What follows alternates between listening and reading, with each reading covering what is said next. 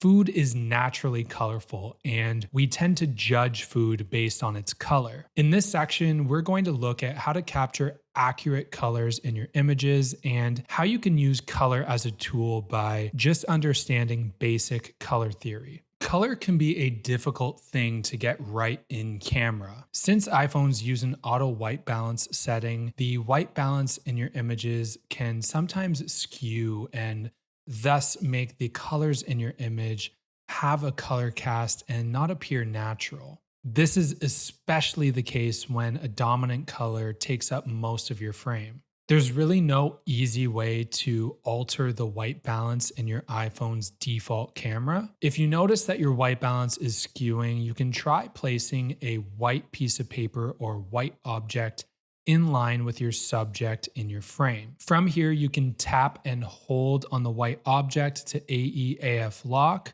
and your iPhone might recalibrate for that white object and fix those color cast issues. This method doesn't always work and can sometimes be difficult depending on your composition to not only fit that white object into your frame, but do so and keep sharp focus on your subject. This is where fixing your white balance in editing comes in handy. We'll go over this process a little bit more in depth in the next section, which focuses on editing food photos. But there are a couple tools in Photos that will allow you to adjust your white balance in editing. Keep in mind that your surroundings also play a key role in the color casts in your images. If you have strong daylight hitting a surface with a lot of color, the light that bounces off of that surface will now inherit that color and could create some color cast issues in your images.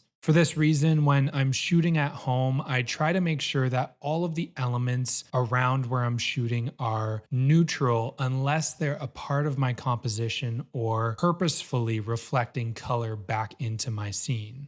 Saturation also plays a key role in color accuracy in your images. Saturation is affected by the intensity of the light and the exposure of your image. Colors will usually appear more saturated under intense light, but if you shoot under too intense of light, colors can actually start to desaturate and look dull. The exposure of your image also plays a key role in color saturation. A brighter exposed image will have colors appearing more saturated, and a darker exposed image will have colors appearing more dull. Saturation can also be altered in editing by using tools such as saturation and vibrance. More on this to come in the next section. Ultimately, with food photography, we usually want the colors in our images to appear natural, pleasing, and well saturated. There's no easy fix that works in every situation, but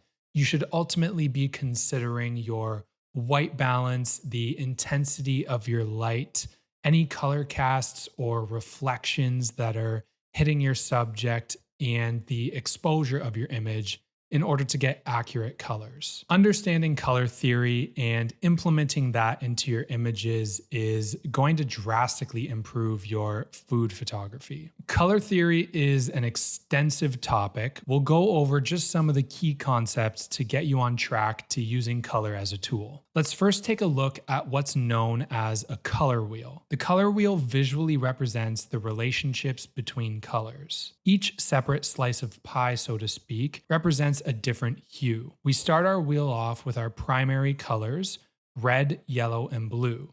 Then our secondary colors, which are the result of mixing these colors, purple, orange, green. And then we have our tertiary colors, which are the result of mixing primary and secondary colors.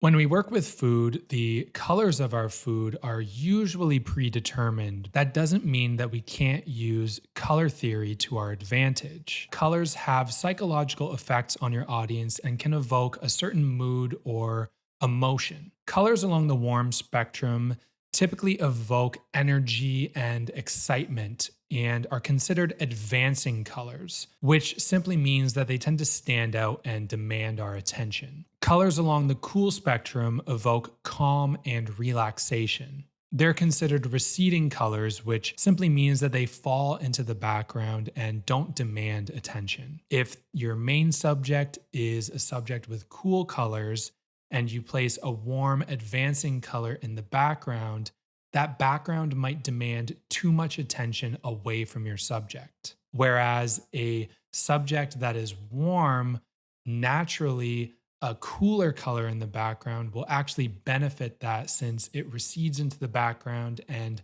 complements that warm color. A subject with warm colors may be better suited for bright, harsh sunlight, whereas a subject with cool colors might be better suited for softer, more dim light. Essentially, you can use color theory to help you determine a direction for your photos. The color wheel also helps us make more effective color combinations in our images. The first one that we can look at is complementary colors. By using two colors that exist across from one another, we can create a lot more contrast in our images.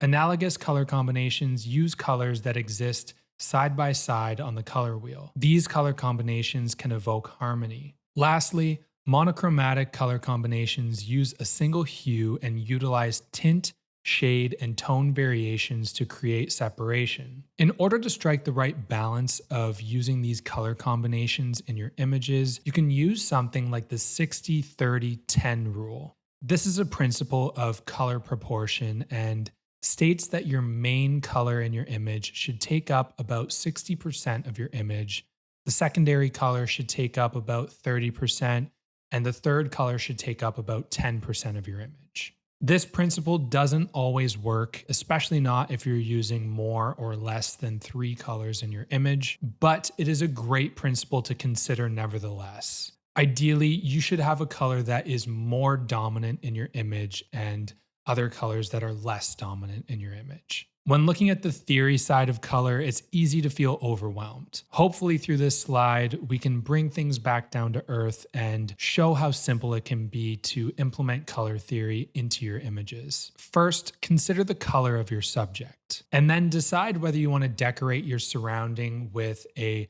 complementary or opposite color or an analogous or similar color to your subject. Then you can consider the 60-30-10 rule or simply just the color proportions in your image. Is color distracting or enhancing your main subject? Ideally, you want the color in your image to be enhancing your main subject. As a rule of thumb, colorful food might need a neutral surrounding. Neutral food might need a colorful surrounding or pops of color.